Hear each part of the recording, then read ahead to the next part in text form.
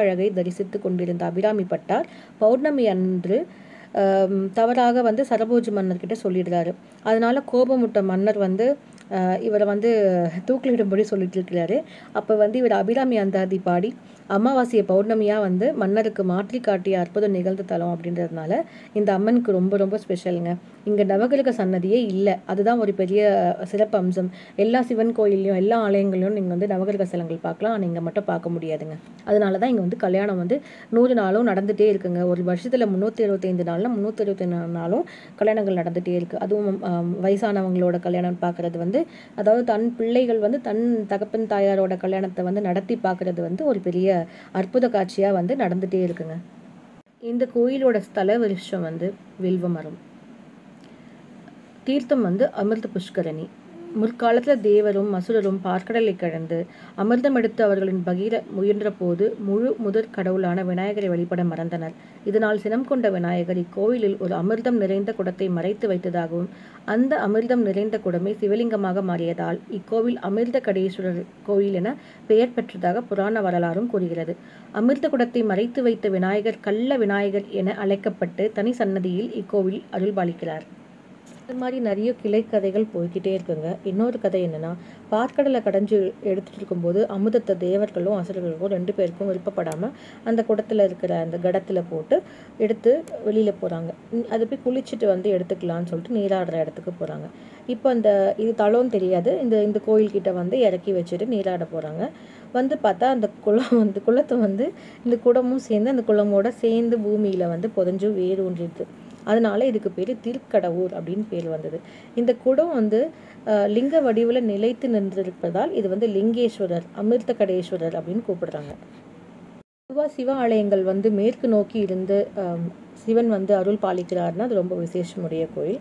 அப்படிப்பட்ட ஒரு கோயில் தான் இந்த திருக்கடவேஸ்வரர் கோயில். இந்த ஆலயத்தில் கிழக்கிலும் மேற்கிலும் ராஜகோபுரங்கள் இருந்தாலும் மேற்கில் உள்ள 7 ராஜகோபுரம் தான் ரொம்ப பிரதான வழியாக யூஸ் பண்ணிட்டு இருக்காங்க.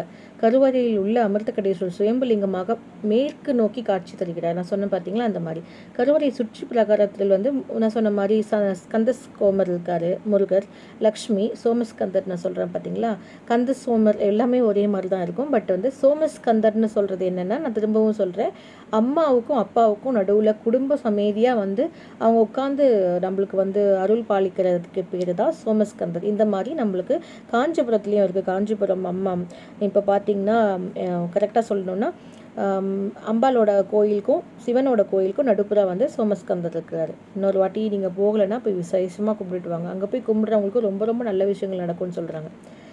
சோமஸ்கந்தர், நடராஜர், வில்வனேஸ்வரர். இப்போது இந்த வில்வனேஸ்வரர் தான் ஆதி வில்வனேஸ்வரர்னு சொல்கிறாங்க. இவர் தான் ஆதியில் தோன்றினவரா.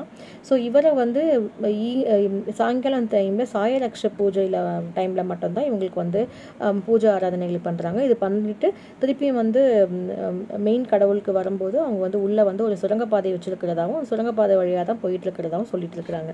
இதில் வேறு என்னென்ன கோயில்கள் இருக்குது அப்படின்னு பார்த்தீங்கன்னா, நான் சொன்ன மாதிரி லக்ஷ்மி, சோமஸ்கந்தர், நடராஜர், வில்வனேஸ்வரர், பைரவர், பஞ்சபூத லிங்கங்கள், சூரியன், அகஸ்தியர், அப்புறம் சப்தி கன்னிமார்கள், அப்புறம் 63 நாயன்மார்கள் சன்னதிகள் எல்லாம் இருக்குது. ஆனால் இங்கே நவகிரகா கோயில் மட்டும் இல்லை. நான் இது முன்னாடி சொல்லியிருக்கிறேன். இறைவனுக்கு கரையூருக்கு முன்னால் உள்ள ஒரு மண்டபம் இருக்குது. அது கால சம்ஹாரமூர்த்தி செப்பு சிலையில் உருவம் பார்த்து தரிசிக்க வேண்டியதாகும். இதுதான் காலன் காலடியில் தலைகீழாக விழுந்து கிடக்கின்றான் அப்படின்னு சொல்கிறாங்க. கால சம்ஹாரமூர்த்தி வலது காலை பூமியில் ஊன்றி இடது காலை உயர்த்தி யமனை உதக்கும் நிலையில் காணப்படுறாரு. மார்க்கண்டேயர் அருகில் கூப்பிய கரத்துடன் நிற்கிறார். பிறகு யமனுக்கு மன்னிப்பு கொடுத்த சிவபெருமான் யமனை தன் சன்னதிக்கு எதிரே இருக்க செய்து விடுகிறார்.